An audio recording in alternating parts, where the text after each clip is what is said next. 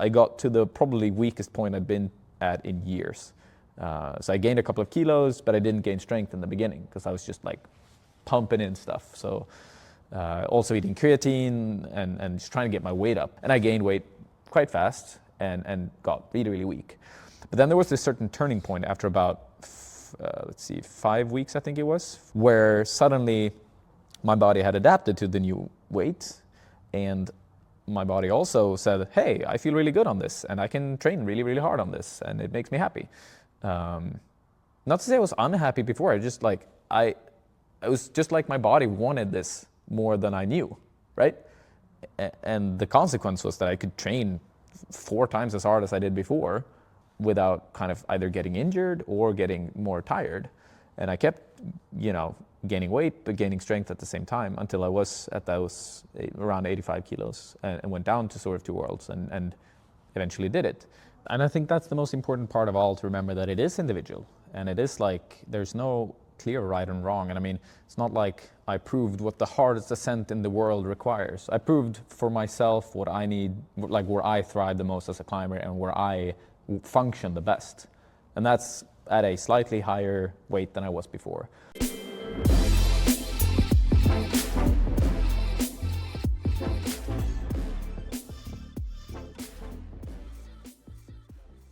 Emil Abrahamsson. Dude, that was even worse than I practiced. Welcome to the Testpiece podcast. How are you doing, man? I'm good, thank you. Thank you for having me. Yeah, I asked you before how I say your name so I could say it well. I just butchered it. Can you please say your name? Because it sounded so cool when you told me. Well, I appreciate you trying. It's Emil Abrahamsson.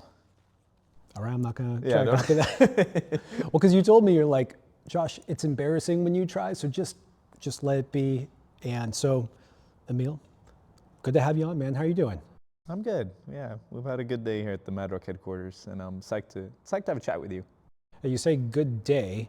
It's been a long day. I think it's interesting seeing a little bit of the behind the scenes of what it's like to do YouTube. You're a YouTube star, YouTube sensation, and it's busy, man. You were doing a lot today, and you said on this trip you've been kind of nonstop. Yeah, it's fairly accurate.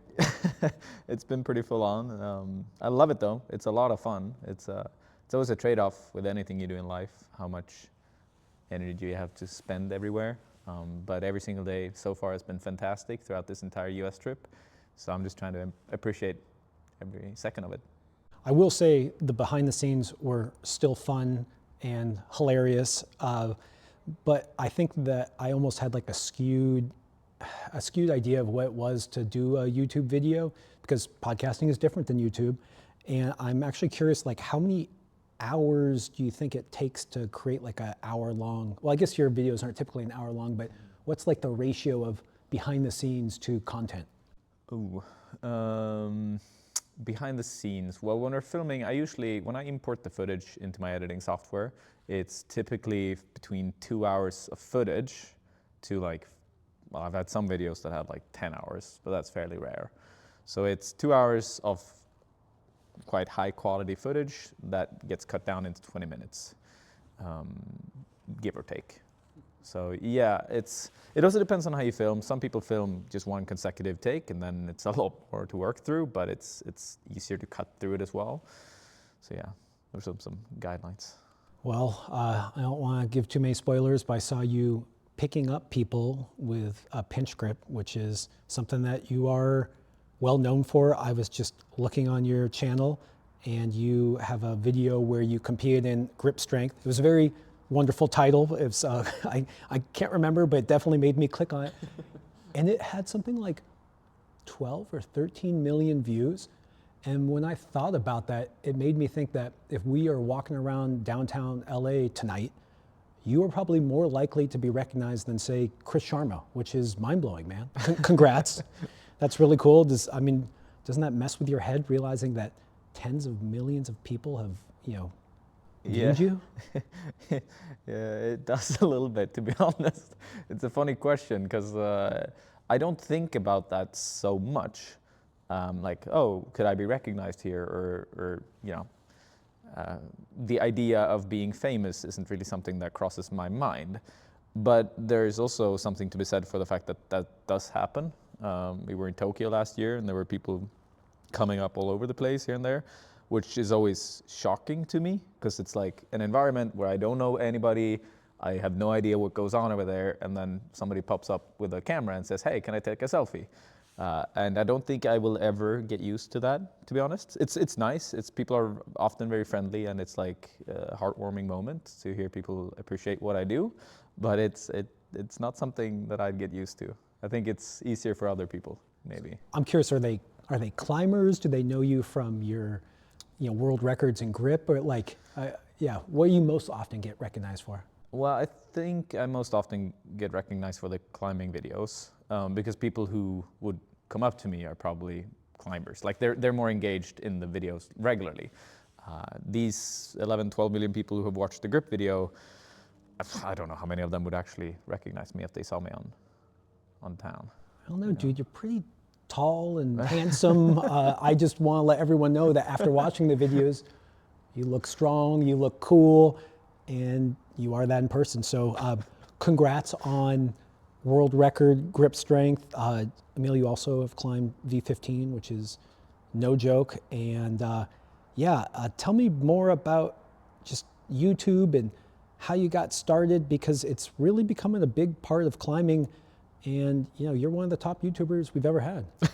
Well, I appreciate you gassing me up. That's what I'm here for. But I mean it, dude. I'm one of your subscribers. Well, I appreciate that. I really do. And how I got started, I always like to credit Erik Karlsson for a lot of the foundation to both my YouTube journey and to many others. Erik Karlsson bouldering is what it was called back in the day, and he's kind of the first guy to really go hard for filming indoor climbing and kind of popularizing how we view climbing on YouTube.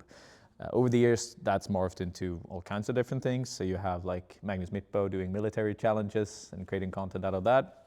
But everything sort of came out of this pool of, this is a climbing video, we can shoot that, people enjoy watching us because we have these freaky strengths. And I think the grip video very much points to that as well, because it was me versus 400-pound men lifting together, which doesn't really make sense visually, because if we tried to do deadlifts or bench press, I mean, they would completely obliterate me. But just because it's grip, it kind of works. And I think a lot of climbers, at least at the higher end, have those weird strengths. You have the one-arm muscle up that Magnus Mitbo could just do without really training for it. He just went in and did it. And there's like something kind of humbling, but also really impressive about that at the same time. And it's also, I do think a lot of us climbers aren't really, like, we just do things and don't think about it so much. And so people find that inspirational because, I guess we just have weird strengths.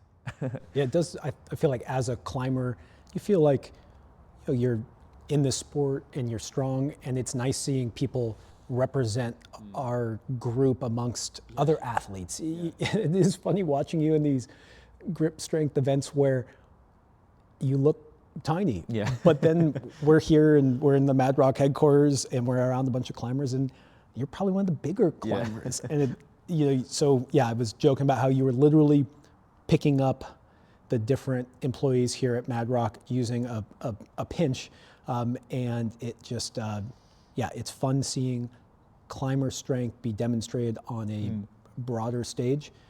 But when you first started, you said that it was indoor climbing and filming indoor climbing, and until you just said that, maybe I hadn't made that connection that typically videos were more outdoor oriented. But tell me more about the indoor focus. Okay, well, so to go back a little bit to Erik, because he was the first guy to film the indoor climbing scene. And the thing that was so weird at the time, this was maybe 8 years ago or so, was that there essentially existed no indoor videos whatsoever. Everything we documented was outdoors, and indoor climbing was strictly training for outdoor climbing. But this was before the entire boom of gyms and kind of the modernization of the sport. Or not modernization, but you know what I mean. Like it's a lot more popular with indoor climbing now than it was 10 years ago, when I started climbing, essentially. And he was like, nope, this is a cool thing. I'm going to document this and make 1 billion videos about it. And so he did. He did like a video per day for an entire year, and I joined in on some of those videos. So I was a part of his channel for a little while. And then one day I kind of decided that I wanted to document outdoor climbing instead, because I love climbing indoors, but my biggest passion definitely lies in rock climbing. That's where my deeper obsession comes from with climbing. Like that's, if I could spend the perfect day, it would be out on rock, you know? That's not to say I don't love doing parkour jumps and playing around in the gym. It's just not the same thing for me. And I wanted to start documenting that process a little bit and just having those memories up on YouTube. So that's how my journey started. I took a lot of what he learned from the indoor type of videos and started making quite similar ones outdoors. Basically just the typical vlogs that Casey Neistat did back in the day and other like more regular YouTubers did, but in a climbing format. So just kind of talking about like, oh, this is my experience, this is how the rock feels, talking to the camera, actively talking to the camera in a more casual format than what we've seen previously. Oh, interesting. Yeah, because my next question was going to be, why do you think you got so popular? And it is interesting that you were adopting a style that you had seen in other YouTubers and applying it to climbing, because at first I thought maybe, oh, it's like indoor climbing, but then you're saying you branched off. And yeah, tell me more about what you mean by that style. Yeah, it's a lot of it is about how we, as a viewer, how we experience a video. Because anything that's polished quickly loses its kind of its glory and its beauty, because the more we polish the videos, the less natural and raw they become, right? It's as if you and I staged this conversation, like wrote down some lines, and if you said like, hey, when I say this sentence, remember to say, you know, like it just wouldn't be natural, it wouldn't be fun to listen to, because you can, even if we were actors, I mean, maybe if we were the best actors in the world, you wouldn't notice, but most people will see like, oh, that's kind of staged. Like I can tell that guy's doing a move, repeating a move because he has to, or saying this thing because he has to. And the difference there is just the videos have always been about kind of stating what's going on. It's nothing much more complicated than that. Just documenting the process and trying to be as open and raw about it as I can. And that's where I think the beauty in YouTube lies, essentially. Just trying to be as much of yourself as possible, but still make kind of hopefully entertaining content. Yeah, I'm chuckling because I totally agree with what you're saying. It's the style I seek to do, and what I do with making content is just actually be here. But it is harder than it sounds to be yourself. And that's it's something I'd love to hear more about, is how do you choose the content that you make and make it your own, because it's something you really want to do. Oh man, it's a deep topic because I could dive into this for hours, but I'll try and keep it summarized, because for me, the content that's been on the channel has changed so much over the years. Like 5 years ago, I would not be at a grip strength competition, most likely. And as I mentioned, I started off with rock climbing and having that as the focal point and sort of the guiding light for what the channel is supposed to be. And over the years, I've trended more away from it because it became my profession a few years ago, or maybe 2 years ago or so, where I was doing YouTube more full time. And I noticed that the more I was focusing on the outdoor videos, the less I could appreciate outdoor climbing, at least intrinsically on like a deeper level. I still liked it, but I would make decisions on the rock that weren't, you know, in the interest of my climbing, more in the interest of like, how do we make a good video out of this? Like, as I mentioned about the whole polish thing, like maybe reclimbing a move for a video that I didn't really need to do. It's also, climbing is such a mental sport, and the more invested and obsessed you are in it, the more you're maybe not susceptible to like a camera and a microphone and sharing your thoughts always. Like sometimes you just want to do your own thing. So that's why the channel has sort of shifted directions a little bit, and in a way that I'm grateful for figuring out. So there are a lot more indoor videos and a lot more kind of conceptually, hopefully interesting videos. Regarding grip strength, I've been hosting competitions with strongmen. I've been doing like all kinds of silly shenanigans. And I very much appreciate taking that approach with it, because it just helps me kind of be involved in climbing as much as I can, but also keep some other things not to myself, but the process is my own. Like, for instance, I haven't climbed the Big Island, and that's a big story on the YouTube channel and something I'm really excited to share once I do it. But I don't think I'll make a lot more videos documenting the process. I might document the process, but more in a passive way, more in like a, oh, right now I feel comfortable doing it, so I'll share some thoughts.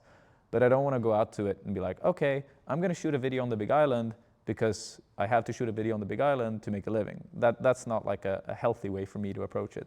Yeah, I'm glad you brought up the Big Island, because that was literally what I was going to ask about, because it is clearly something that you love. And I was watching the last video, and you are joyful with the most subtle, nuanced new beta when you have done a move you've already done before, and then it seems easier for you this time, and you are having a lot of fun, man. And that is that authentic thing that you're chasing. But it also made me wonder about, how do you find that motivation, that joy, when you're making a video, and then also do you feel like the pressure to do the climb? And sorry, I'm gonna hand it back to you, because I've been around a lot of pro climbers that, so we're on a trip, they have to do something, and they've got a guy hanging on a rope watching them, and the sun's going down, and maybe the flight's coming, and just that pressure to perform, like it's part of being a professional, but also can take a little bit of the joy out of it. And you were full of joy in those videos, at least. Yeah, it's the fact that I've managed to sort of make the process the actual goal through the way we document climbing, and I think a lot of the stronger pros out there could benefit from it as well. Just making sure to showcase the process and actually having that be the goal of the productions that they're on. If somebody's out on Return of the Sleepwalker, it's not about actually climbing that boulder. Of course, that's a beautiful thing and like a really cool thing to do. But the thing we all really want to watch is like, okay, what's going through your mind? Are you enjoying it? Like, what aren't you enjoying? How do the holds feel? Like, we want the details. We want to know, like, what is your process? But the actual send is kind of not irrelevant, but it's not that interesting. It's a very, very, very minor part of the journey. You know what I mean? Like climbing, we all know this, climbing is 99% falling and 1% success. And that 1% success isn't useless, for sure not. It's more often than not, a very beautiful moment.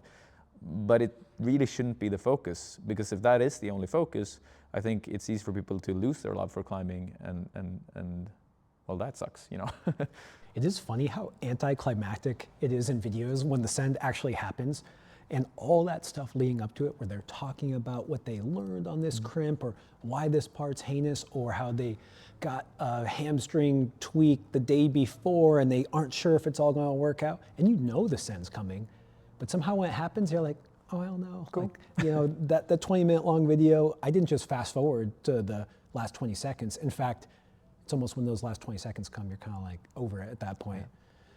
Yeah, I find it interesting that you are saying that you're kind of avoiding, I used this term for you earlier, this idea of audience capture, where you end up just like, it's like, I'm going to climb the Big Island because my audience would like me climbing the Big Island. But then you were saying how that can kind of get in the way of it. So it sounds like you're almost keeping what you do a little bit separate from that kernel of joy that you have on it. And yeah, am I getting that right?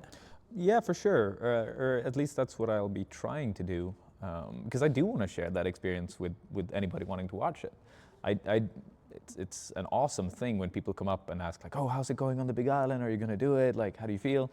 But at the same time, there's no denying there's a certain level of pressure behind that as well, which I want to mitigate, or at least if I don't want that pressure to be brought onto me by my own choices to express like my experience with the Big Island. I want it to be the pressure I put on myself because I've been training for it, preparing, doing all the right things, Yeah. Yeah, my argument in sharing this kind of stuff is that I kind of like, I would call it almost being held accountable in public. Like this is a terrible example of what comes to mind. Let's say you're an alcoholic. You tell your friends, hey, like, if you see me drinking, don't let me drink. And there's something about being willing to put yourself out there and being like, this climb is hard. And I think when you set out on the Big Island, it was a big step up for you, right? Yeah. And so, people could denigrate that or say like, there's no way, but it's one thing to like put yourself on the line. And I think there's something to externalizing goals like that versus just like, when you're the only one that holds yourself accountable, That's something, but then you always can kind of have an excuse. Well, I got sick, I don't want to travel anymore, whatever the case may be. And then when you have people come up to you and say, hey, Emil, you do the Big Island yet? You're like, I'm still trying. I'm trying hard. Why the Big Island, by the way? What is it about that climb? Well, I mean, for sure the style of the climb. It's compression-based, slopers, a certain style of climbing that I very much enjoy just being in. I think climbing is one of those sports that's quite special in the sense that, so we're on the wall and we get a certain emotion from just being on the wall, whether it's that you're trad climbing, sport climbing, bouldering. And then we also have a certain style of climbing that makes you feel a specific way, whether it's crimps, slopers, pinches, and we all figure out like, oh, what do you like? You figure out a specific style within climbing that feels good to you in a niche discipline, and then make that your experience. And for me, the Big Island is like the culmination of the perfect experience. It's really physical. It forces me to push my limits in all kinds of directions, both flexibility, strength, whatever have you. And it's a gorgeous line. So the aesthetics of the rock, I mean, I could just sit underneath it for literally hours and just like look at the boulder. And I mean, when I combine all those things, it's the dream climb for me. So that was what kind of, and this was when I was climbing like V9. That's when I had those thoughts. My first trip to Font is when I started thinking like, wow, this is so cool. And then over the years, I've managed to sort of up my physical game. And it's actually kind of funny, speaking of like putting yourself out there, because when I tried it the first time, I have this quote in my mind that I always think about, because I was 22 and I'm 28 now, so like 6 years ago. And I said, I'm probably like 10 years away from doing this thing, which I think is so funny because I might actually be right that I'm going to do it when I'm 32 or something, because I still have to train for it. I have to get back to it.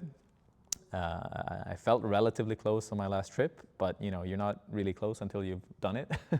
So could be 10 years after I expressed my thoughts about doing it that I'll actually get it done. Yeah, you said something to me about, you were saying earlier that you just love outdoor climbing, and you made some comment to me about how you could just sit there and fondle a sloper for 10 minutes like a lunatic. And I was wondering, is that the sloper on the Big Island that, that famous one that what's the sound it's supposed to make? Puff. Puff. Puff. Yeah. And readjust. Yeah. Yeah, I'm actually just curious. Do you literally just sit there and fondle that that sloper on there? That one's in specific, I'm a little bit careful with, because when I tried the Big Island the first time, it was actually quite a bit easier, because the friction on it is so much worse over the years. During COVID, a lot of people went to it. Yeah, a lot of people went to it, and I don't know if people used Puff or something on it, but I was there in 2020, and then I got back 2022, because I couldn't get back before that because of restrictions. And when I came back, I was like, okay, there's definitely something quite a bit different behind this. And the biggest reason, or like the biggest way I notice it is the fact that you can use a fan on the hold right now, and it makes a massive difference. But back then, you wouldn't need a fan at all. Like, you would just stick to the slopers much more. And you can tell the surrounding rock, the part that's not being climbed on, but you could still argue are holds, it's just so much more friction everywhere. So I think I don't think it's going to get much worse the coming years, but it definitely is a little bit of a different climb in that way. Yeah. So I'm a little bit careful with not like over fondling that hold or. I was going to say, maybe you need to hurry up and send it because it might just get harder. Damn, that's the first I've heard that. That's a bummer. And I got to tell you, when I see those videos of the fan being used on, the difference it makes, it kind of bums me out. Yeah. I'm always one for new technology, new ways to climb harder, because I think it doesn't just help you, it helps people, or not just you, but I mean, it could be the thing that makes someone climb V18 or V19, it's like a new technique. But also, I don't love that being a requirement on things that maybe shouldn't be that hard. That's a bummer. I was very much against not against fans, but kind of against fans for a long time, just because I feel like they kind of ruin the experience of being out in nature quite heavily. That being said, it also opens up so that you can climb like 4 more months out of the year, generally speaking. So it's more one of those things where you need to be respectful of others. I don't think it's nice to use a fan in an area where you can't ask people like, hey, is this fine? You have to be considerate. But aside from that, you do open up the possibility to climb a lot more. So That may be worth a try. I mean, you could say that about chalk or something too. yeah.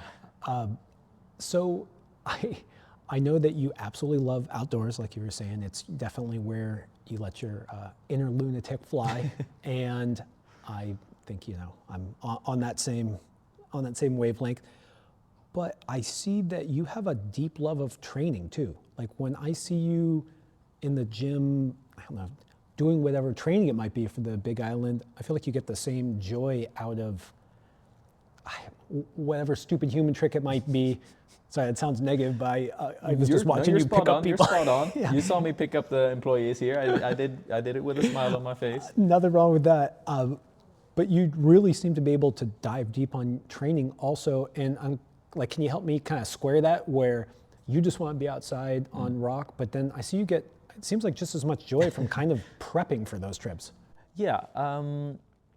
So I'll try and dissect this a little bit because I'm a very emotional guy. I like to talk to my emotions a lot and listen to them and kind of understand what I'm feeling in basically all the time. Because I can get I don't know, I just get so much more out of everything I do if I manage to listen to where I am currently. So with the rock climbing, it's this sort of tranquility that I feel, and I feel almost connected to nature in a way, and just it's very, very, very calming for my body and my brain and my system. So if I'm frustrated when rock climbing, I really try to tone that back as much as possible to just get calmer, kind of. But with training and the grip stuff that you saw earlier, it's almost the opposite. What I do there is I try and get completely wired up and get my CNS going to, as hard as possible, and dive into those emotions, which are the purest form of try hard for me. Because squeezing those things, all the grip events are just grab something and then just grab it harder and harder and harder until you're kind of going insane by how hard you're trying. So I try and dive into those emotions when doing the grip stuff. And there's definitely something to be said for combining both of these spectrums of emotions in rock climbing for me. So my best performance on rock will be when I'm very, very, I have this inner tranquility, but I'm maybe screaming and shouting and trying my absolute hardest outwardly. Does that make sense? Almost channeling the grip strength stuff, the way I act there, just power screaming, trying to activate everything all at once. But I will internally feel a level of calm that's incomparable to anything else for me. Just how I feel in that moment. Kind of some abstract thoughts. I hope that made sense. It does. It's something that I think one of the reasons we've seen climbers enjoy all these training around, hanging on little one-arm edges, even weightlifting like deadlifting or something, is that it compresses try hard into something not so technical. And, I think we see it more in boulders, and I think there is some love of deeply putting it all out there in a microsecond.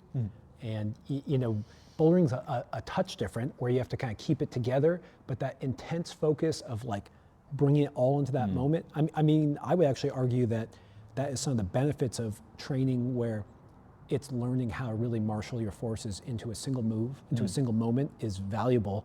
And yeah, when I think about you on those grip strength things, you are hyped up, dude. You are yelling. I mean, I guess, is that what everyone's doing, or are you an outlier compared to the 400-pound giants? People are crazy, man. Yeah. With the first event, it was so funny. It's this one guy whose girlfriend is there, and they're kind of cuddling together, giving each other some kisses. And then it's his time to go on this pinch bar.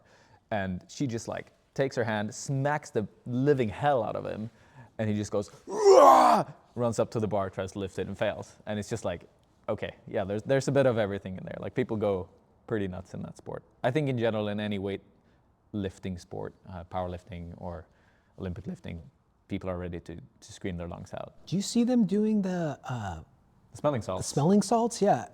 Tell me more about that. I'm always curious. Is that could we bring that into climbing? I actually have, from Arnold Classic, which I went to recently, I actually have some smelling salt with me. You could try it later if you want. You don't think it'd be good mid-podcast? You don't think we should? I don't know if I have it here. Otherwise, I'd bring it up and I'll force you to sniff it a little bit. But you probably couldn't talk for a while after, so it might not be a great idea. It's terrible. I wish I could understand it. I've tried it twice, and it's basically just like a punch in the face, and you sit there and cry for 2 minutes. Somehow it makes you stronger. Okay. I'm trying to imagine like being like at a rest, you know, like in the middle of a sport climb and just kind of, So you're in the States and you're here for a couple of weeks, and part of that was you went to the Arnold Classic, named after Arnold Schwarzenegger, and it's a general kind of strongman competition type of thing. Yeah. Tell me about that, and first, can you tell me what it is, and then did you have to qualify? You do have to qualify for the pro edition, but okay, I'll tell you about the whole event first, because that's a little bit more relevant. So the convention is like a mix between, as I mentioned, all different types of strongman and bodybuilding people. So the people are coming from across the world to compete here, and one of the events there was arm lifting, as it's called, or grip strength. Okay. It's the same. It's just a different word for it. Like it's more the official word for the sport.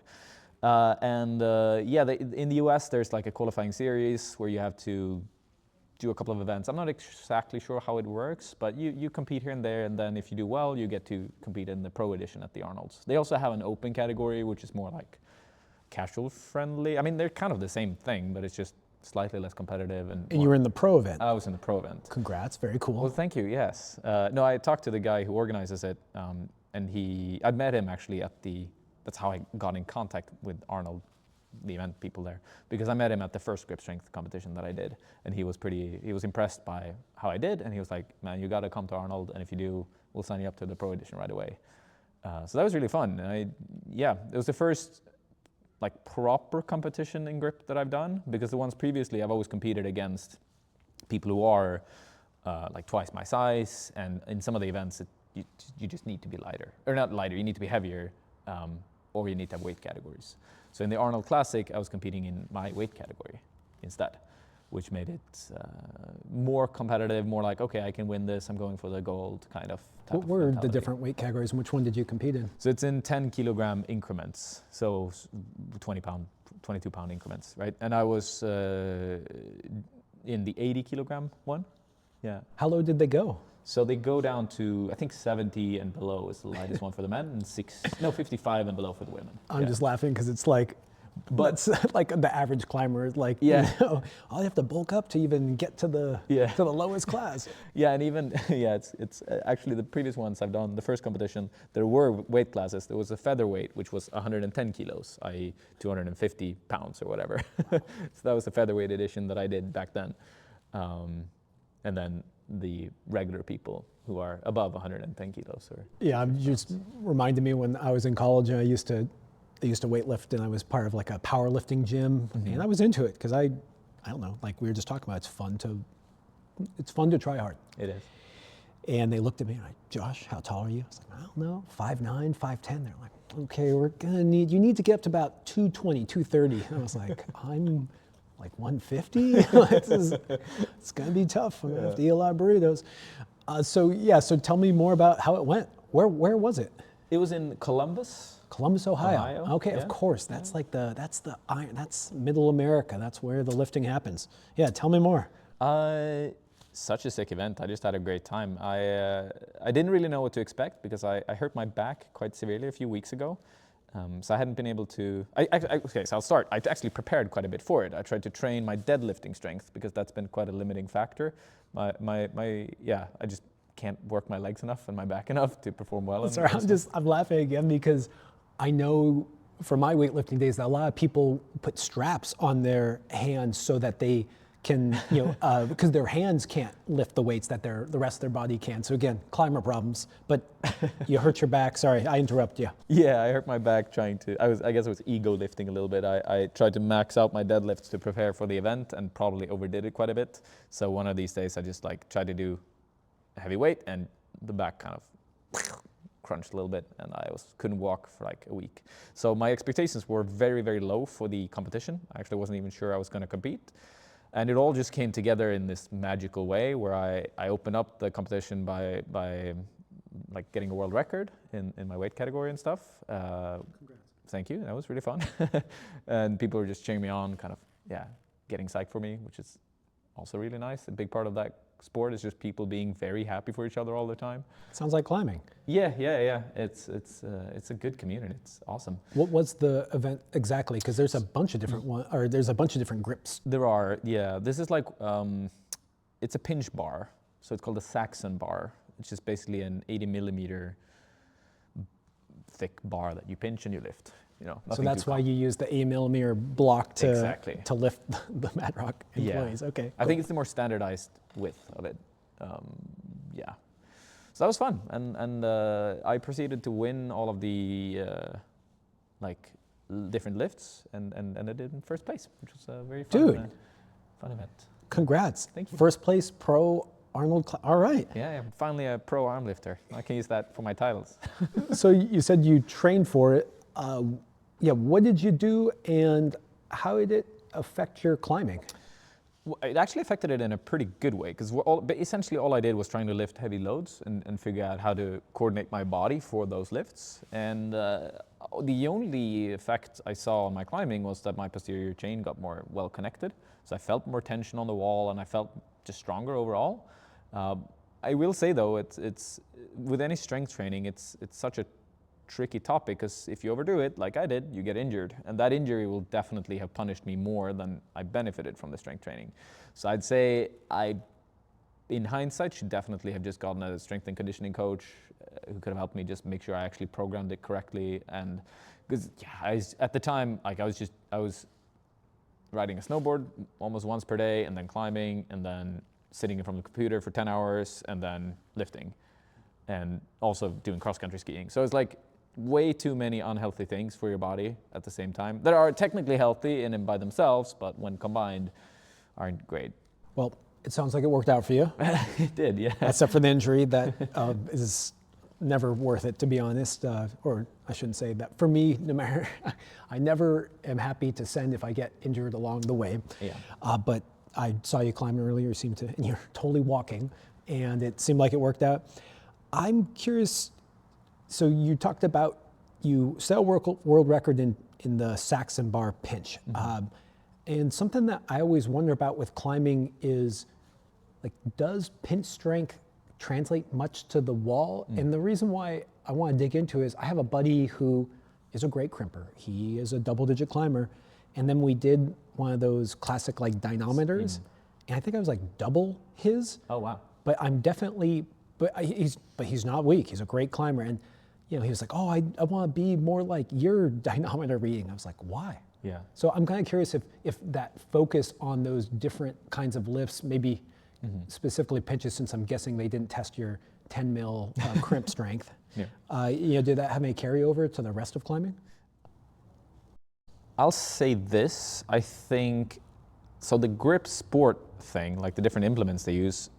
There's a ton of correlation between climbing strength and the grip stuff. However, it's in the same way that there's like correlation between being strong on a sloper and being a good climber. It doesn't mean you can climb all styles, that you'll be strong at all holds. It's just like a lot of those grip implements will correlate with certain climbing abilities, right? So for instance, it's funny you bring up the squeezing thing. That thing, a dynamometer where you squeeze and you measure how much force is being outputted, I think has almost no correlation, or very, very, very little correlation between climbing ability. We will be, climbers will be stronger than the average human at it for sure. So there's some correlation. Like people who don't climb will do probably half as much as a climber. But the ratio between like what a strong man can pull in those versus a climber will be much, much, much, much larger than the grip implements versus a strong man. See what I mean? So like in the Saxon bar, I'll do pretty close to the same level as the 200 kilogram, 400 pound giants, but they'll squeeze on a dynamometer like 60, 70% more than me, right? So, and I think that has to do primarily with the fact that those squeezing things forces you to just engage your muscles more and more. So your forearm muscles, right? While as the grip implements are kind of like yielding isometrics in a way. So you're basically you get into a position and then you hold that position, be it as this pinched Saxon bar or a Thomas inch dumbbell, which is like a Coke can, whatever it is, your ability to get into a position with your hand and hold that position is what climbing is about, right? So that's where the strengths will be more clear. So any type of grip implement that kind of looks like a climbing hold will correlate to some sort of climbing strength.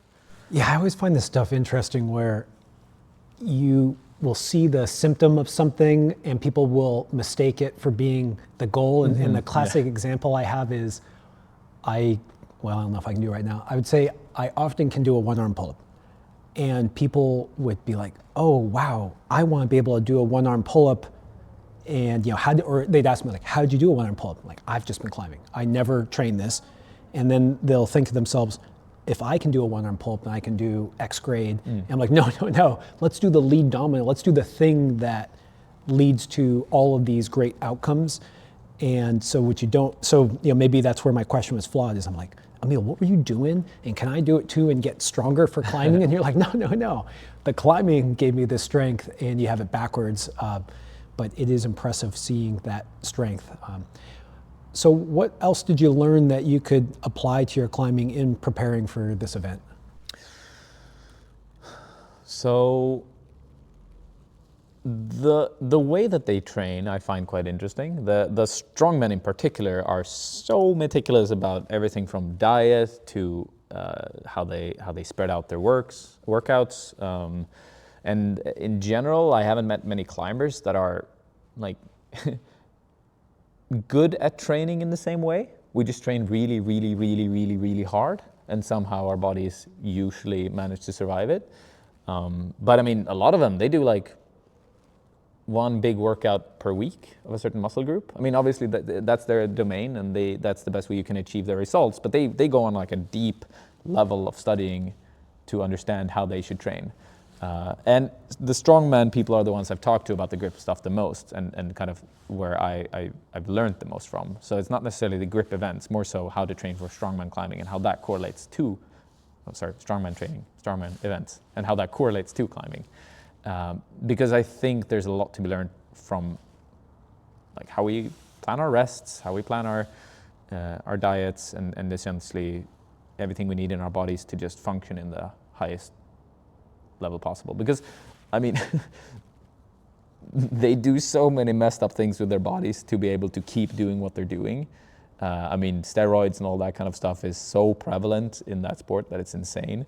But they do it because it's like, oh, that's the thing you need to do to perform at the sport. And then they do a billion other things to make sure that they don't explode, because if you do steroids, you're probably gonna get crushed. Yeah, I don't know if prevalent is even the right word. It's, I think, mandatory. I think so even, yeah. When you see, I was gonna ask you, did you see Thor, like the mountain? And when you see, like, it's just, people do not end up that large without enhancements. So it seems. So they kind of do that classic periodization where this is a performance and this is building up to a performance. And we've talked about this in climbing where we don't have an off season. It's like my off season is flying from Font in the spring to Rocklands in the summer, and that 2 week as I'm adjusting to the time zone is my off season or whatever. And I feel like it's talked about a lot, but I don't know how to actually apply it. And part of the thing is that when you think about peaking, it's like if you have an event, okay, like the Olympics are this day, you really know that this is your window to peak. But let's say you want to do the Big Island and you have a 2 week trip or 3 week trip. Like, you can't, I don't know if you can sustain a peak for 3 weeks, and how long are you working towards it? And the subtle techniques that you're picking up on the rock. Yeah, just tell me more about this idea of how we should then, or what you learned that you want to maybe apply or play with when it comes to that kind of periodization. It's definitely, so the thing is, I would say I'm still quite young in that understanding. Like, I don't really know how my body needs to work to adjust to a proper peak. But that's what they do. They go for a very proper peak. But in climbing, what I've encountered in the past is people periodize, people train in a structured way. But because, for instance, in competition, the season is 8 months long?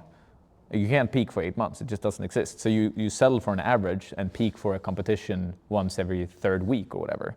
But that's so far from what they're doing. They're ready to, after a competition, the strongman will have a very, very strict diet and recovery period for a while that I want to learn more from. And I felt like I was starting to understand with this Arnold Classic thing, because I think if I went with the same mentality that I did for that competition, both in terms of diet and in terms of training, and applied that to the Big Island, I think I could see a very different outcome from what I've seen in the past. But when I prepared for the Big Island, don't get me wrong, I prepared pretty seriously. I've tried to be in really good shape for a trip many, many times. But it is a different thing when you're trying to prepare for a trip versus 5 days or 1 day, you know? A trip for me is usually like, oh, I'll be taking the car through Europe for 48 hours to get down to Font, and then maybe have a few days where I'm preparing, just warming up again, getting on some rock. But it's a different thing to do that versus like, I don't know, fly down or just drive straight down and like prepare fully for the first day on it and be like, okay, that's the one. Quick break while I tell you about today's sponsor. This episode is supported by Tension Climbing. If you're a longtime listener, you already know how much I love this company, and that's because they make my favorite climbing products. My typical gym session is on the TB2, warming up using a tension block and chalking up in their chalk bucket. Let's talk more about the TB2. It's my favorite board, and I consider myself something of a board connoisseur. The TB2 feels more like real climbing than other boards, but it also allows you to mimic other board styles when you want to. And to add even more variety, the TB2 has a mirror layout and a spray layout using the same holds. This means one hold set has 2 distinct layouts, and that means even more problems for when you want to switch things up. The secret behind Tension is that it is run by real climbers that care. The products they create can only be done by those with a deep understanding of climbing needs. You'll recognize the difference the moment you pull onto the TB2, hang on one of their hangboards, or use any of their innovative training tools. Go check them out at tensionclimbing.com. Okay, back to the pod. It's something that has been really in my mind after talking to Simone Lorenzi, where we were talking about the limits of human potential. And he used this analogy where he talked about swimmers or runners, these sports that have probably been competed in the first Olympics, however many decades or centuries, millennia, I don't know, a long time ago they were competing. And he said they have every step mapped out. Every step in the 100-meter sprint is mapped out. They train their whole lives for one moment, one peak performance where it might just be, 1/100th of a second better, and that's like a big win for them. And he's like, if you apply that to, say, bouldering, then that's what it's going to take. You've been on this same move for 5 years, and you learn little subtleties. Your whole body morphs around it. And I don't know. I both agree with him, and then I just wonder if that's going to take a whole shift in what we view as success in climbing, because I would point out some of the climbers that we have lionized the most, that we think are the best. And I'm not sure if that's what we put on a pedestal. And I admire that idea of being willing to really dig in, It's not something that comes naturally to me, but I think that when we talk about the limits of what we're capable of, how could it be anything less? Yeah, so what would you do if you were, what are you going to do for your next Big Island trip? Like, how long would you, start out, and, how would you structure that training? I have thought about this quite a bit recently, especially. I don't have like the full picture just yet, but I'm pretty sure it starts 2 months before I'm heading out there. Like, that's when the process will properly start. I think you can always do minor things to prepare for future projects, like stretching, making sure your fingers are being kept healthy, whatever it may be. But I think specifically for the Big Island, I want to try to spend, as mentioned, 2 months before looking at both everything from diet to training, like specific positions that I'm going to be using on that boulder, as well as how to apply the perfect level of weightlifting into it that actually helps prepare for it. I thought it was interesting. I don't know if you've seen Adam's video on Sudan Sul. I just did, yeah. Yeah, you just did? Great video. Freaking amazing video. Really, really enjoyed it. And I thought it was, well, I took a lot with me from it because it was interesting to watch his approach to getting to the boulder and kind of like figuring out, oh, okay, this is what I need on it. It didn't seem like he had studied that before. He talked about it a lot about his ass and how he needed to kind of prepare his ass for the climb. He sure did talk about that a lot. I heard him mention it several times, and I think it's interesting that he didn't seem to prepare for that before. It was when he got to the boulder, he looked at these are the things I need to work on, and then he did that actively whilst being there. And I just wonder how well would it have gone if he spent, I don't know, a month before preparing in the same way. Maybe he did, and I misunderstood it, but it sounded like it was, active preparation when he got to Font. I agree, because it was like, this is the gym in Font, yeah, exactly. and this is what I'm doing. Well, the part that stood out in the video the most to me, what I'm remembering was, I'm blanking on the other guy who was there. Lucien. Yeah, Lucien was mind blown by how much, I don't know if progress is the right word, by how much Adam unlocked in such a short time. And that actually goes back to kind of the point I was trying to make, where you look at the people that we admire, and I don't know about you, but I would put Adam right up there at the top or near the top. And it's that ability to understand complex movement and what he needs to do to send in a short period of time. And often that's an example of on-sighting, but this is also why people talk about, what day did you do it on? Did you do it on your first day? And did you do it on your 5th day versus your 500th day? And so, there's something interesting there, where there is something to be said where we do, again, admire that ability to show up and adapt like instantly, Yeah, I think Adam is, to me, there's a lot of climbers to be impressed by in the world, but he is the one that stands out the most to me. Not necessarily just because of his achievements, but more so of how he approaches climbing, and always has approached climbing ever since I saw my first video of him. He's truly as inspiring as a climber can get for me, for sure. And the way he approached the Big Island was, I don't know, I was just sitting like a child on Christmas watching that video. It's like, I felt so blessed that they made that so fast after the sand and so good. So shout out to him. Yeah, so he didn't do a lot of prep. And you're talking about paying attention to things like the movements or the weightlifting, and you said diet as well. And I know from watching some of your past videos that you've experimented with, I don't know if diet's the right word, maybe with weight manipulation. And you've had success in a bunch of different weights, but specifically, I want to say when you did power, when you did the Story of Two Worlds, you had gained significant amount of muscle, we'll say, and just tell me about what led you to try that and what you learned from it. Absolutely, I love talking about weight in climbing. It's a very controversial topic, I feel like, and it's not really being discussed enough in the right framework, I often feel like. Because to deny that weight is a relevant part of climbing is just stupidity, and I don't think that will ever achieve anything for anybody who thinks about their own weight as a climber. Because, we don't see people who are 250 pounds sending V17. It just does not exist. And it might one day, but I don't know what the requirements for that are. But I assume you need to train in a very, very, very specific way, gain a very specific type of muscle that just genetically is extremely rare. Like, my point is just to say that being very, very heavy as a climber is almost always a disadvantage, right? But the way you can manipulate your own weight isn't necessarily a disadvantage. Like, we're all born with a certain body type, and we'll have strengths and weaknesses, right? And some people will be naturally very, very light and use that to their advantage. Me, I'm naturally a little bit on the heavier side. I'm not necessarily super heavy. I usually average around 180 pounds.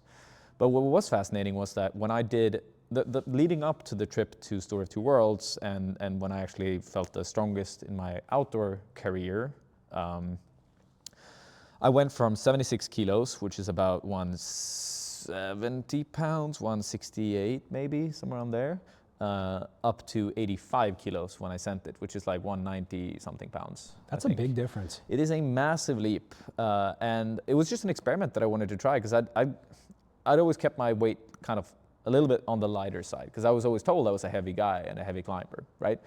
because 76 kilos is still more than your average pro, you know? Like, But normal for your average Joe, yeah.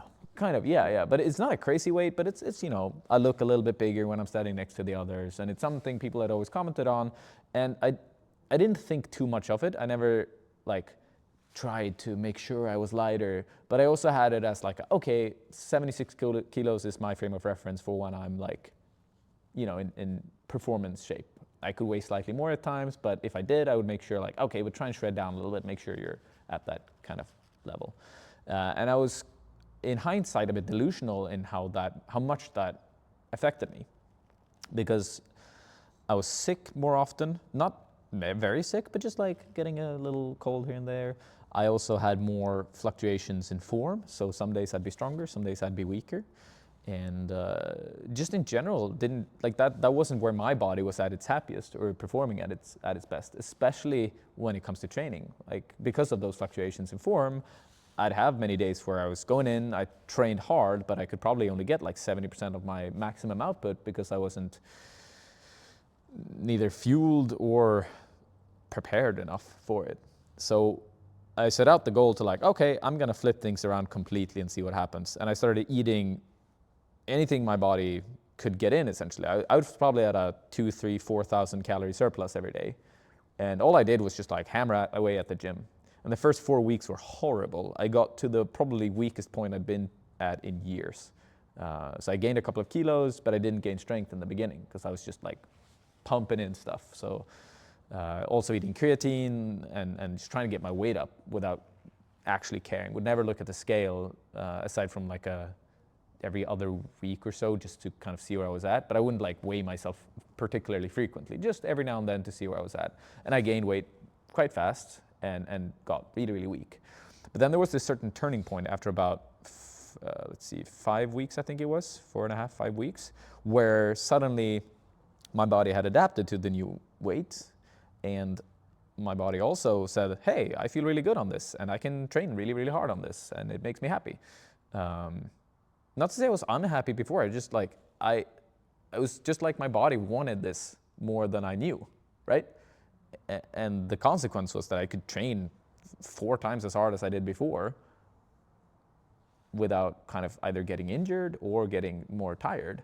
And I kept, gaining weight, but gaining strength at the same time until I was at those around 85 kilos and went down to sort of 2 worlds and eventually did it. And for me, it's the thing is, it's not so much about the ascent or what I did down there. It's about how it felt in my body, right? And I felt freakishly strong everywhere. Like, it doesn't matter what the grade are on the boulders or in general, anything of the performance part. It's just how I felt on the wall that was so significantly different. Yeah, like what you said to me before, where you said, let's not measure weight, let's measure strength. And I want to dive into this because I watched that video. I found it really interesting. And I mean, you can't argue with the fact that you both felt good and did it. And, it's just awesome, right? I mean, like, what could be better than feeling strong and then doing your project? And I wanted to know more about that climb itself and, kind of what you seek out in climbing. And the reason why I bring that up is that I'm curious if you had said, Josh, I want to do Terramera. I don't know if you know what Terramera is. It's like this V15 that Fred Nicole put up in Waco that's notorious for being thin and then some. And, when I saw you have success, I was like, dude, I want to gain 10 kilos and look buffer and climb V15. But something that I've always struggled with is that there's this duality where I want to feel strong and climb the climbs that make me feel strong. And I actually do well on kind of more powerful, thuggier climbs.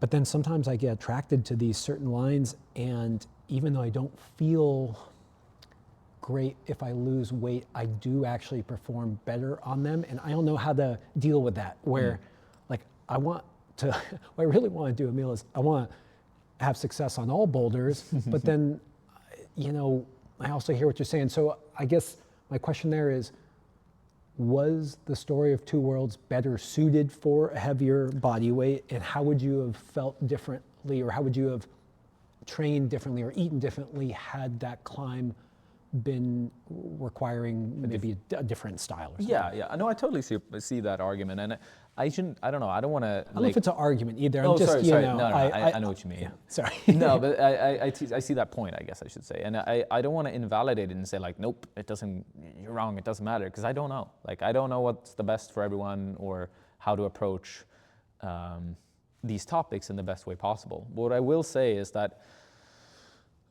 I saw improvements in all areas of my climbing. And yes, Story of Two Worlds is a climb that suits me. It suits a larger like body type with the movements and kind of like it's very thuggy and powerful. But I also was on like the campus move of the wagon, for instance, and it felt like so much easier. And that's essentially just hanging on an edge with your fingers. You know, it's like, generally speaking, that's what we attribute to being a little bit more, you wanting to be lighter, to be able to hang off edges more easily. And I mean, also again, that requires power, so maybe the strength component I got from it is still relevant, but I do genuinely think I would have performed better across the board on all styles. The thing, I think if we were diving into where it's more controversial, I think with lead climbing or more endurance-based stuff, it is more complex. I don't know exactly what the optimal weight for me would be to be a strong lead climber, but the way I've thought about it though is that your body also adapts to the type of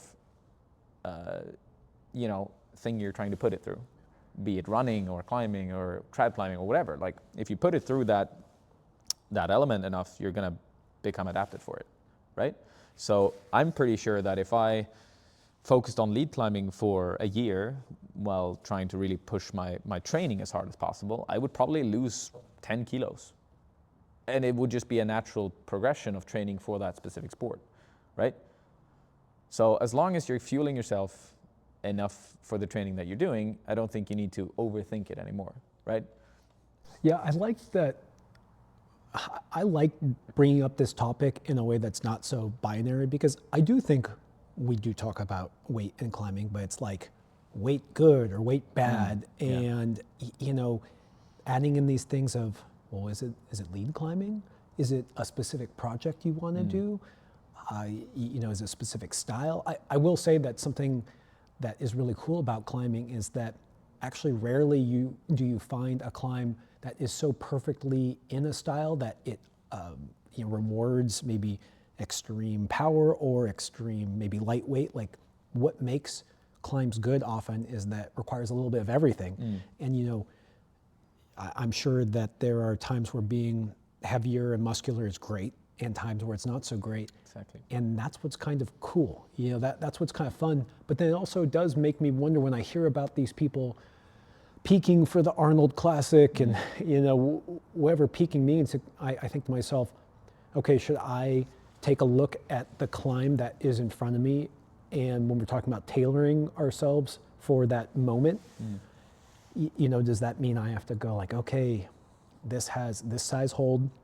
I need to find out what makes me feel best on this size hold, whether it's, I don't know, whatever the case that may be. And, it's just part of the conversation. It's part of what I go through. And so, I love hearing people's experiments that they run. And I guess the last thing I would ask you on that is then, what do you weigh now? Because I feel like that tells you, that tells me what you kind of settled on, right? You're like, I went through this experiment and this is what I decided. Yeah, I'm around, so I did actually shred down like a kilo for the Arnold Classic. Oh, that's right, you had a weight class. Yeah, so we had weight classes, but I would say I'm about 180 pounds. Okay. That's like pretty much where I'm plus minus 3-4 pounds, I would say still. But around there is where I'm almost always at nowadays, if I just measure myself at an arbitrary moment in time. Well, I just appreciate you sharing it and again diving into the nuance, because it's part of our sport, just like you were saying. I mean, it's part of every sport. You were just in an event that had weight classes. What's tricky about our sport compared to ones with weight classes is that they have a weigh-in, and they say, this is what, it's very clear what you have to weigh, but then your performance is divorced from that moment. It's not that well, I don't know, maybe it was like this in Arnold Classic, but I know for a lot of sports, you weigh in and the next day you compete. And that's a very different thing from, there's no one, the route doesn't weigh you before getting on it, it's just there.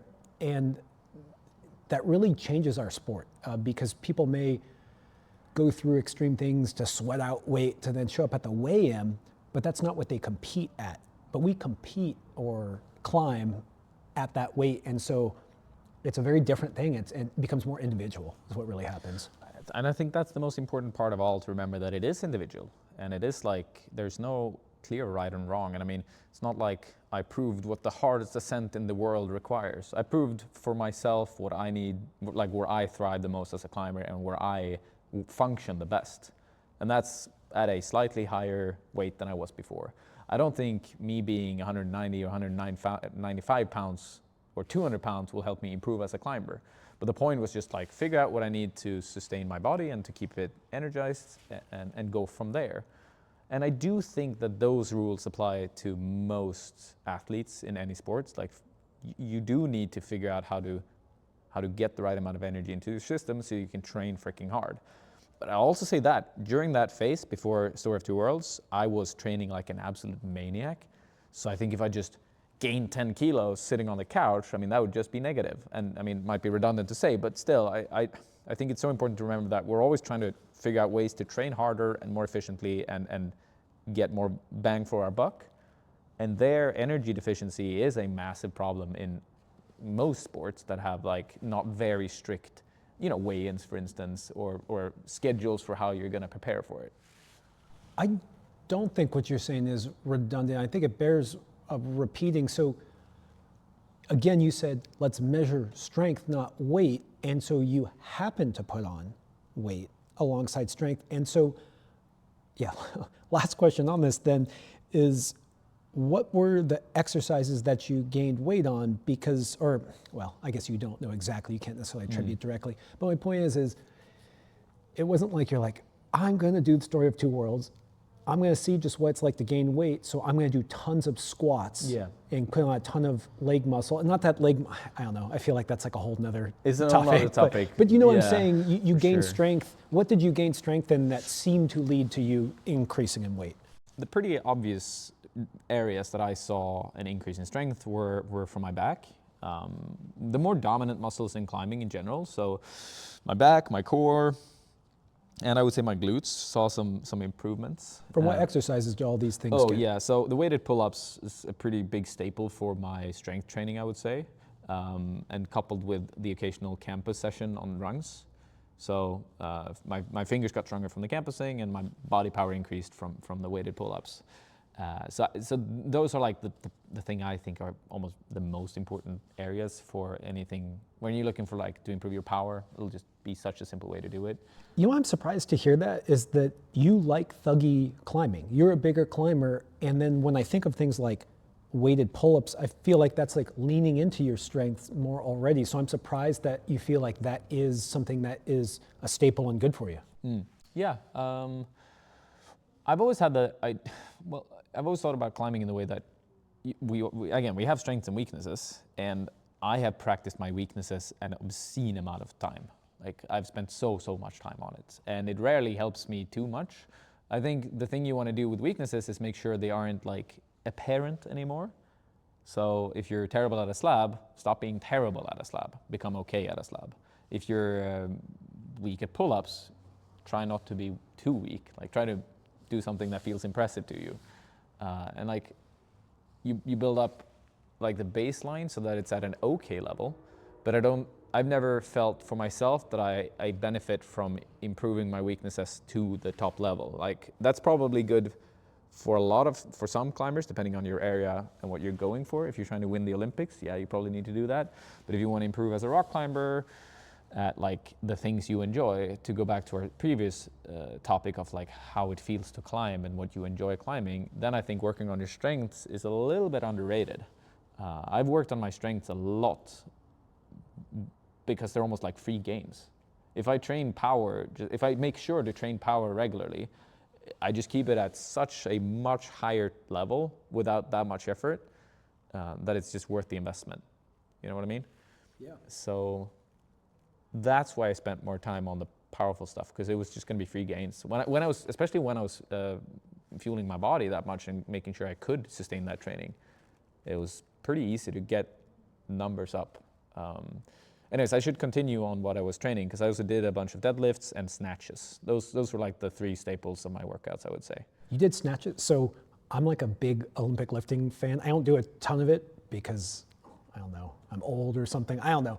But that's really interesting. You did snatches. Maybe you should describe the exercise, just because not everyone knows them probably. Yeah, I mean, it's basically you take a deadlift bar and you snatch it up above your head. So In one movement. In one movement. It's a dynamic, It's explosive a very movement. dynamic, explosive compound movement. So it's for me, it's felt great to work on my whole body coordination in a more isolated way than if you were to try and do that on the climbing wall. And I would say it's an exercise that at the time, it was the exercise I enjoyed the most, because I would do that usually before a session a little bit to start off just getting my systems going. And occasionally I would do more heavy sessions, either isolated from climbing or directly after climbing, kind of. But just to get the show going before a session, it helped quite a bit to do snatches. Yeah. It's got to be one of the most stimulating central nervous system exercises. And I'll say that nothing made me jump higher than snatches and maybe cleans and jerks, of course. Cool. But that like hip explosion when I did Milheim College, and that was when I wasn't just like a normal climber who can't jump. I actually could jump. Yeah, and I also think it's just a good exercise to have into your system. It's for me, it's always felt quite safe compared to a lot of the other things you can do. The snatches? Are you sure, dude? maybe I'm wrong, yeah. But I guess it's probably because I never did them with insane weights and still felt a lot of benefits from doing them at a lower. Yeah. So you climb at a really high level. You climb V15, and when you talk about bringing up your weaknesses so that they're okay, I feel like that advice might apply more to someone at your level than someone who's maybe V6 or something. And I guess my question there is, how do you know what your weaknesses are, and how do you know they're worth bringing up? And now at the level, well, I guess I'm giving you 3 questions. Now at your level, it seems like you're kind of okay with where they are, and you can go more to specificity. How do you know when you've made that crossover, really? Well, you ask the difficult questions, I gotta admit. I think for most people, it's all about comparison. You know, we all climb with friends, or I hope most of us climb with friends, and we can see what other people are strong at within the same grade range that we do. And analyzing how other climbers move is for sure a big part of my training, even of just trying to understand, like, oh, what's the difference between the people who are the best in the world or near that top and me? Like, how can I learn from them? Because they do so many things so much better. And that goes across the entire grade range. And so it always has, like, there's always people climbing slightly harder than you, maybe at your style, that you can learn so much from. And same goes for people who climb the same level as you, but are just better at a different style. What can you learn there? So I would say just observing others is the key to figuring out what you're maybe slightly less good at, and vice versa. Also figuring out what you are good at. Like if you can do a dyno that nobody else in your crew can do, oh, you're probably quite decent at dynos. And if you can climb a slab that nobody else in your crew can do, probably quite good at slabs. Yeah, I love these hints that the world gives you. I think it's really funny when you're climbing with your crew, and then when your buddies just float some move, and it's a move that like you actually couldn't even fathom. I will say that there's also this thing when you see your buddy float a move, it actually helps you maybe be able to do it, and then you all of a sudden you unlock something. You're like, oh, I can do that kind of move. But I guess what I'm wondering is that when you get to climb with some of these best in the world, and I just saw you do a video with Alex Magos, who is definitely one of the best in the world. What's it like climbing with them? Yeah, what did you learn along these same lines? Well, there's so many lessons to be learned from those guys, and also so many things that you shouldn't learn from those guys. Like Alex, he trains 8 days a week. You know, he does a max hangboard session every single session. And he has a capacity that I actually talked to him about this specifically because he's noticed that like when people train with him, he kind of needs to have them chill down because nobody can keep, well, I shouldn't say nobody, but most people can't keep up with him if they try. Even if they're at the same or roughly the same grade level, I don't think they could stand a chance at kind of actually fully training with him for a week because his training load is just so obscenely high. And for me to take inspiration from that would be quite detrimental towards my training because my body just functions differently. I will say though, I have a friend, he's from Finland, Andy Gosten. He's an incredibly talented climber. He's climbed multiple V15s and he's just like an insanely good climber. Yeah, I do know who he is. I actually just saw him in Mallorca this year. I forgot. He is so good. Yeah. He's really good. I feel like he kind of isn't as famous as he used to be, but he's an incredible climber. Yeah, he is it's an art form to watch him climb. And he's the guy, I would say, despite us having had just a handful of sessions together, every single session I've had with him, I've learned something that would take me a year to actually process thoroughly in my brain. And it's really hard to pinpoint what it is between different climbers that just helps you grow yourself. Because usually it has to do with like unlocking a movement pattern that you didn't really know existed. Probably because you're climbing on the same things or something like that. And you realize like, oh, this is how it works. Like creating these weird neural connections on how the body can perform. So it's more to do with like who I climb with rather than the best or stuff like that. It's like specific people can teach me specific things very efficiently. And we all have those people around us. If you're a complete beginner, watching Alex Megos is probably not going to give you a ton. It's going to give you some inspiration for sure, because he's a beast, but you're probably not going to be like, oh yeah, okay, I just need to hang on the hangboard and then I'm solid, or anything like that. Or I just need to tense my core to oblivion and I'll be fine. Like it's not that easy to transfer people's strengths, but you find these people around you who you can take inspiration from, and you just try and dive into analyzing how the heck they do it. And eventually I think most of us can process that if we find the right people, as mentioned. Dude, I just want to emphasize that whole thing, be careful training like those people who train like crazy. And I mean, I will say that if you can, and this is one of the things about those outliers, is that they can train it and their body does handle it. And when he says he trains 8 days a week, he does, and he can handle it. But that doesn't mean I can or you can. And it's so tempting to do more and think that that's the secret. And it kind of is. Like if you have the genetics to do it, or also the 20 years of experience of building up that work capacity. Doesn't hurt. I mean, more is more until you're hurt.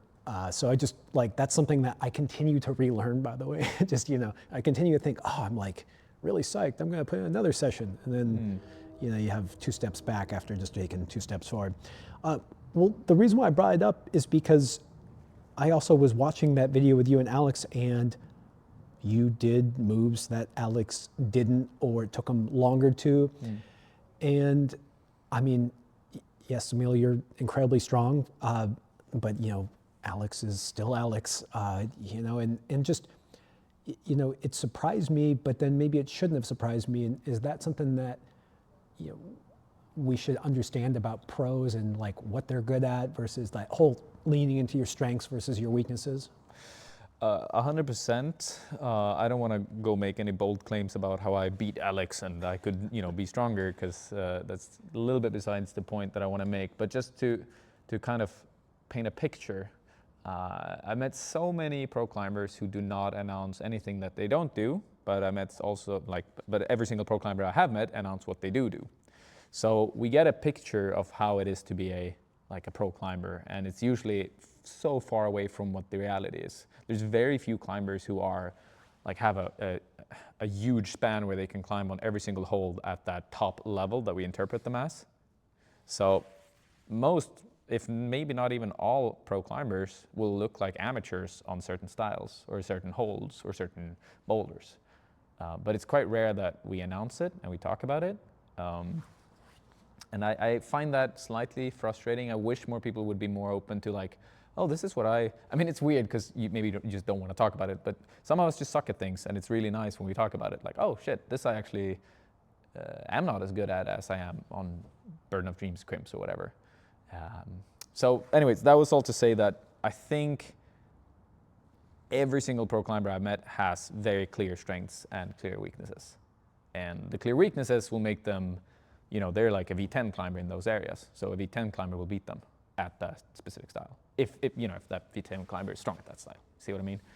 So. I mean, I think it is something that's good to hear, because V10 is hard. And if it's a V10 in the area that this person is so world class, they maybe climb V17 in, it's not that hard. But I think it is good to hear that even the best of the best can't walk up to literally anything that's sub, V15 and just expect to do it. And but it is a little bit of a weird frame shift where you hear about, I'm blanking on the guy's name, some guy did like a V15 second go. Is he the guy who just did that new V17 Mount Doom? I don't know. Nikolai. Yeah. Yeah, he did a V15. Didn't he do a go. V15? He did or was it V?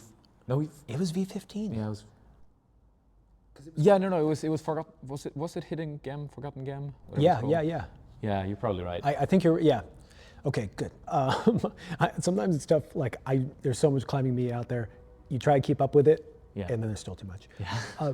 But you hear that and you think like, geez, like I'm on this, V10 and it is hard, and these guys are doing, V15 second go, but you never know. That doesn't mean they can walk up and do this V10. And I just think it's interesting to hear that even the best in the world will struggle on climbs that are lower in the grade. And this is why I often say you got to take each climb seriously. You just don't know.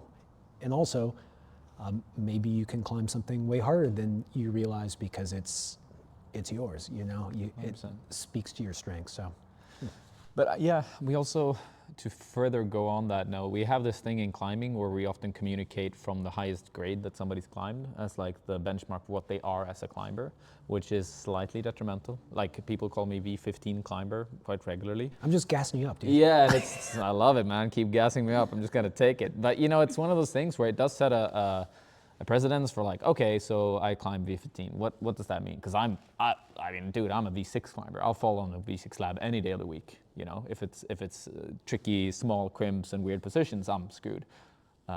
So like the other day, a bunch of 11-year-old kids got to beat me up on a competition. So it's like I'm not a V15 climber all of the time. Far from it, I would say. And I don't think there's any climber who's a grade climber all of the time. And it's a slightly detrimental way of approaching the sport, because when we do it that way, we kind of chase something that we happen to do at the highest grade possible, right? And it might be soft, it might suit your style. There's way more than anything else. And if we start to cement that for ourselves and start to build this kind of little, almost like ego around it, I think it hurts us more than it helps us. I don't think grade chasing is a bad thing. I'm a massive grade chaser. You should always try and push your levels. But when you make that your identity, like I am this climber and that's who I am, then I think it can hurt your progression a lot more than it's going to help you. Yeah, what's it feel like for you, who does get recognized all over, to go out to a crag and, how do you deal with that pressure of all the eyes on you? Yeah, I actually got that question last night at a gym, because there were some guys trying some pretty long like V9 in the gym. Super friendly people, really just a fun vibe all around. And they asked me to kind of just maybe show a move on the boulder, and I hopped on it from the bottom, and I got like mega pumped out and fell off somewhere quite near the top, but still like I had some moves left to do. And I don't know if I misunderstood the question, but it sounded a little bit like they were, sort of unimpressed by it. And I got the question like, oh, how does it feel when you're like a little bit worse? They didn't say those words, but like when you're a bit worse than Emil, than you expect. You actually aren't that good. Yeah, exactly. yeah. How do you feel about that? Look, here's you climbing V15. How come you fell off of this? So they said it in a much nicer way, and I might have misunderstood the question, but that's how I interpret it a little bit. And I thought it was kind of funny, because it is an important question in many ways. Like, how do you, for everyone, regardless of if you're a like more famous or just a climber in the gym who climbs with a lot of people around you who you know, how do you approach the wall knowing that you might fall off and look like a fool, you know? And I've found it incredibly important for my own process to be happy in that, like happy when I fail, happy when I get to try hard, regardless of if I'm not like climbing well, or because when, for instance, I climbed like shit. I was so bad on the wall, and it didn't really necessarily feel good climbing it. But I just try to appreciate that process as well, of just like, okay, it's totally fine to not always climb at your best, or to be underwhelmingly bad at stuff, be it a slab or that V9 that they were on, whatever. Like it's to embrace that process has helped me a lot in just embracing climbing more often, and by default progressing more easily. Yeah, this, you know?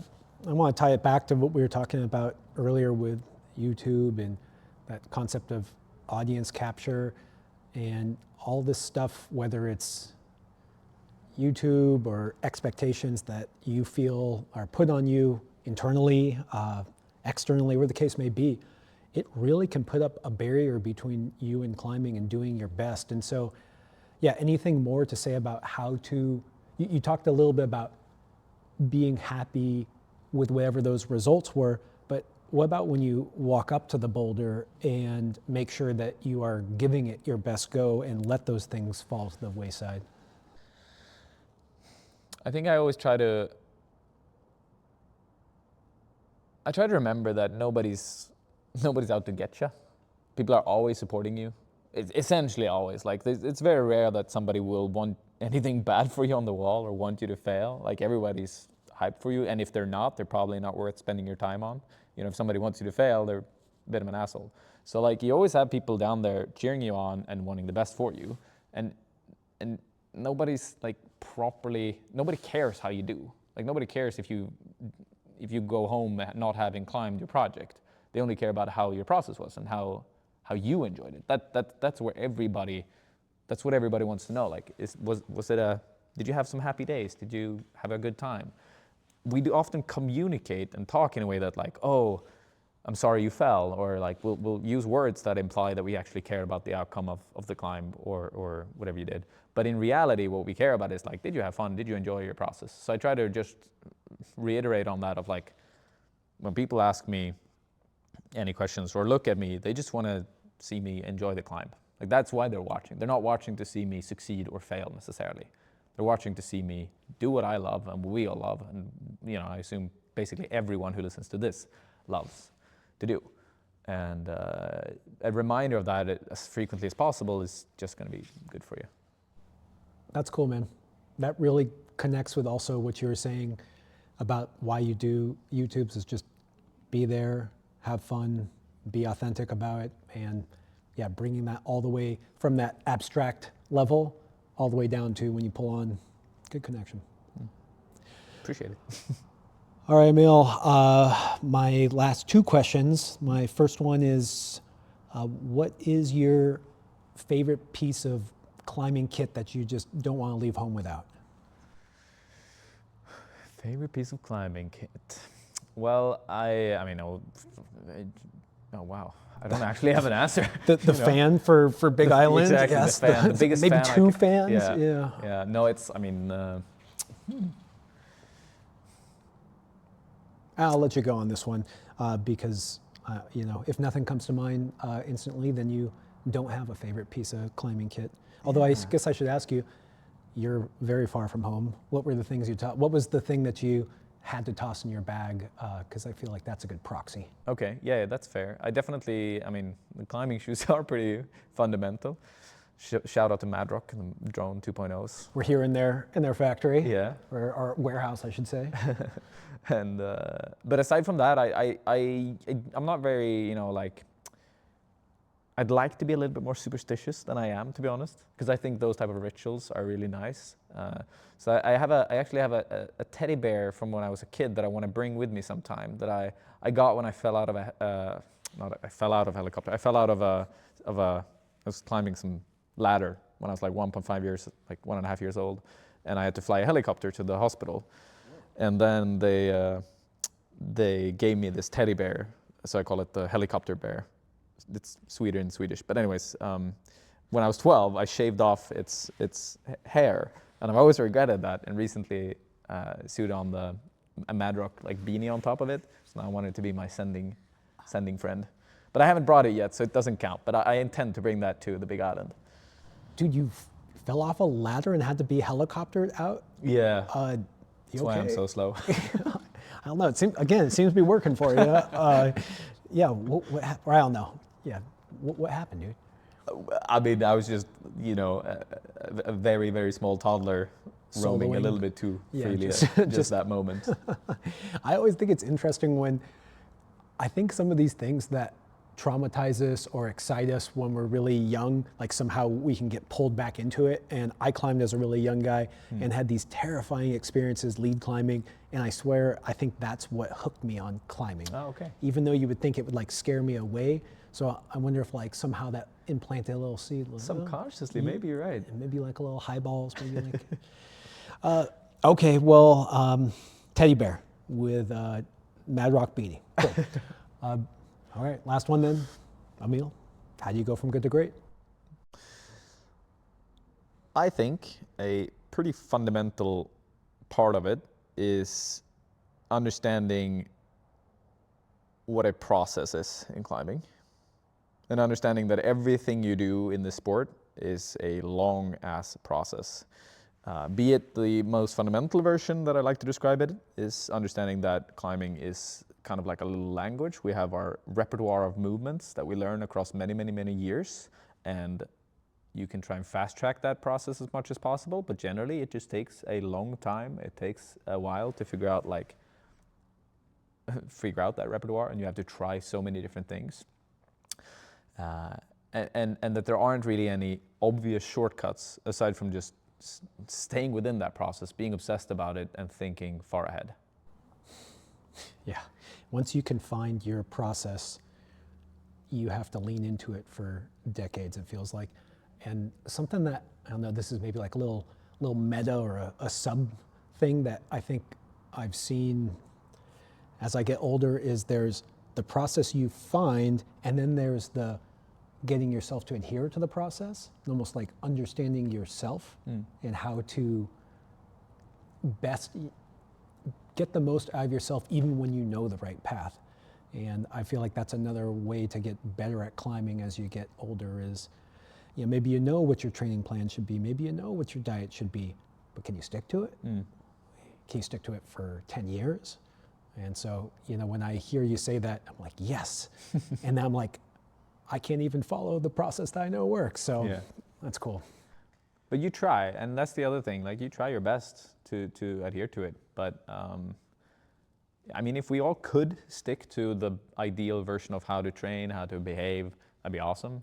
And I think it's worth striving towards. I think it's. I mean, I'm far, far, far from perfect when it comes to sticking to my process. I think I'm not trying to get people to think that if you don't, you're doing things wrong. It's just necessarily objectively, I think it is the best thing you can do to try and steer your way back to that process when you go away from it. Yeah, well, it's cool seeing you document it. I love seeing you just have joy in the training and the progress. Love seeing you have joy in the sends. Something we didn't talk about was I just have this memory of you climbing your first V13, and I probably saw that video, I don't know, man, years ago? Was it years? And when I think of you, I think of the look on your face when you topped it out, and clearly you've climbed harder since then, but that kind of sharing of the process and the joy is infectious, and I think in some ways it helps everyone stay on their own process when you kind of get a little glimpse into the top of the mountain, right? It helps you. I think a lot of people watch videos on YouTube to keep their psyche up, to know others are going through the same thing, and so thanks for sharing, and I love that authentic joy that you do share. Thank you. Appreciate the hype. Gassing you up, man. Keep gassing me up, man. All right, good stuff, Emil. Thanks for sitting down with me while you're in the States, and good luck on the Big Island. Thank you, thank you, thank you.